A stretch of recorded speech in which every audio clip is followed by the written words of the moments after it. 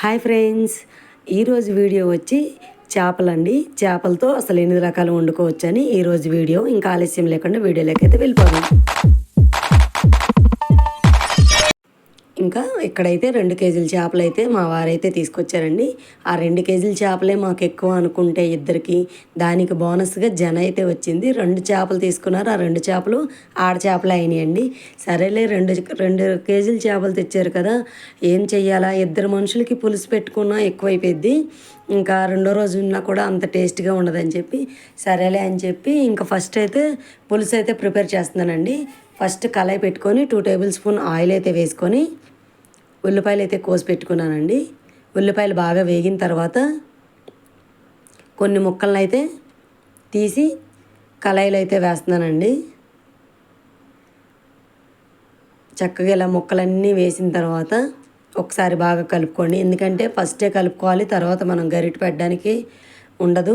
గరిటె పెడితే ముక్క విచ్చిపోతుంది. ఇలా ఒకసారి అన్నీ కలిపేసిన తర్వాత మూత అయితే పెట్టేసుకోవాలి. ఈలోపు మనం ఒక గిన్నె తీసుకొని చింతపండు, టమాటా వేసి వాటర్ వేసి నానబెట్టుకొని పిసికేసి పక్కన పెట్టుకోవాలండి. చూడండి, నేను ఈ వీడియోలో చూపించిన విధంగా మొత్తం చింతపండు గుజ్జునైతే ఇలా వాటర్గా బాగా మనకి పులుసుకి ఎంత మనం పులుసు కావాలనుకుంటాం అంత లూజ్గా మనం చేసుకొని పక్కనైతే పెట్టుకోవచ్చు. ఇలా మొత్తం తీసేసి పిప్పునైతే పక్కన పెట్టేసి ఇంకా ఆ వాటర్ని అయితే ఈ చేపలు కొంచెం మగ్గిన తర్వాత ఇందులో అయితే వేసేసుకోవాలి. నేను చెప్పిన విధంగా చేపల కర్రీ చేస్తే చాలా అంటే చాలా టేస్ట్గా ఉంటుందండి. చాలా బాగుంటుంది కూడా.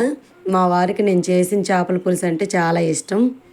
ఇంకా తర్వాత 1 స్పూన్ పసుపు, 2 స్పూన్ల ఉప్పు, 1 spoon fish curry masala, fish masala ఉండేది కండి, షాపుల్లో దొరికే ఫిష్ మసాలా అయితే తెచ్చుకోవాలి. 1 స్పూన్ ధనియాల పొడి, ఇంకా మనకి రుచికి తగ్గట్టుగా కారం అయితే వేసుకోవచ్చు. ఎందుకంటే నీచు కూర వచ్చేసరికి ఎక్కువ కారం వేసుకుంటే టేస్ట్గా ఉంటుంది. ఇది కూడా జీలకర్ర పొడి కూడా కొంచెం వేసుకొని ఒకసారి గరిటె పెట్టకూడదు కదా, కళాయిని అటుపక్క ఇటుపక్క మసిగుడ్డతో పట్టుకొని ఒకసారి బాగా కలిపేసి మూత పెట్టుకోవాలి. 5 నిమిషాలు చేపలు బాగా ఉడికిన తర్వాత 1 స్పూన్ అల్లం వెల్లుల్లి పేస్ట్ వేసి ఒకసారి బాగా కలుపుకొని మూత అయితే పెట్టేసుకోవాలండి. నేను చెప్పిన విధంగా చేపల కర్రీ చేయండి, చాలా అంటే చాలా టేస్ట్గా ఉంటుంది. లాస్ట్లో కొత్తిమీర వేసుకొని స్టవ్ ఆఫ్ చేసుకుంటే మనకి ఎంతో రుచికరమైన ఫిష్ కర్రీ రెడీ అండి.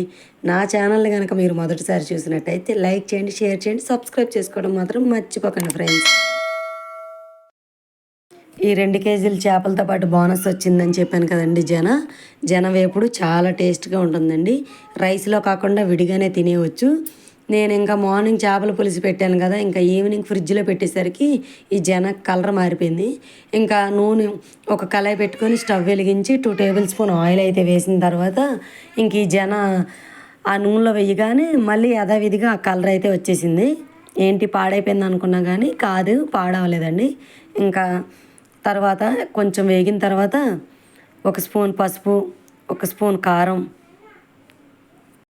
ఇంకా మన రుచికి తగ్గట్టుగా సాల్ట్ అయితే యాడ్ చేసుకోండి. సాల్ట్ కొంచెం తగ్గించే వేసుకోండి. సాల్ట్ ఎక్కువ వేసుకుంటే మనం తినలేము.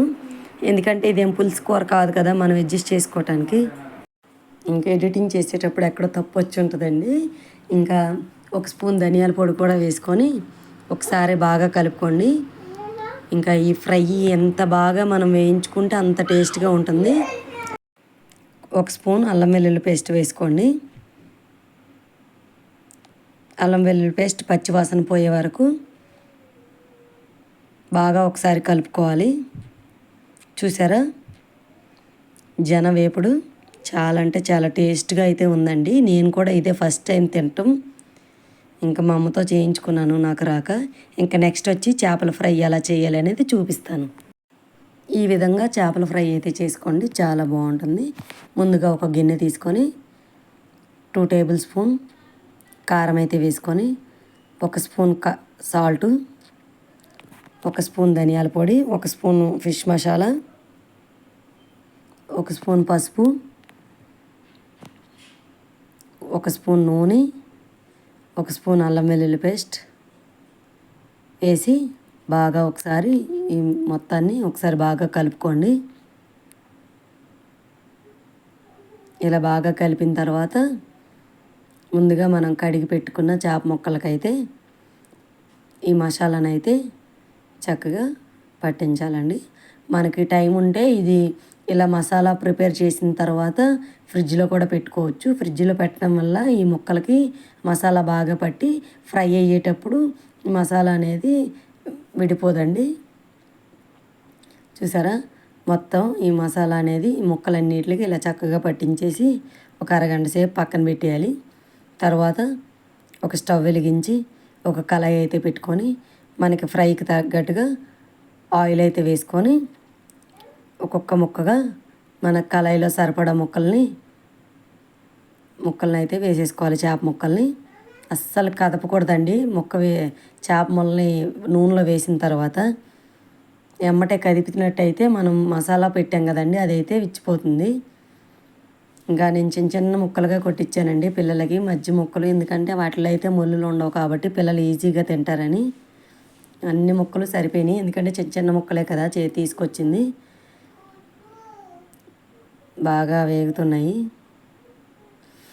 ఈ విధంగా ఇప్పుడు నేను 2 కేజీల చేపలతో ఫస్ట్ చేపల పులుసు చేశాను. మాకు బోనస్గా వచ్చిన వేపుడు చేశాను. ఇప్పుడు ఫిష్ ఫ్రై.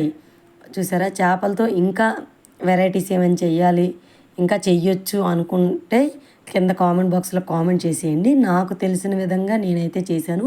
ఇలా కాదు సిస్టర్, ఈ విధంగా చెయ్యండి ఇంకా బాగుంటుంది అనేవాళ్ళు కూడా ఉంటారు కదా, వాళ్ళు కూడా కింద కామెంట్ బాక్స్లో కామెంట్ చేయండి. కంపల్సరీగా నేను చూస్తాను. అలా కూడా ట్రై చేసి మీకోసం వీడియో చేసి పెడతానండి. ఇప్పుడైతే మన చేప ముక్కలన్నీ బాగా ఏగిపోయినాయి. ఈ వీడియో నచ్చితే లైక్ చేయండి, షేర్ చేయండి.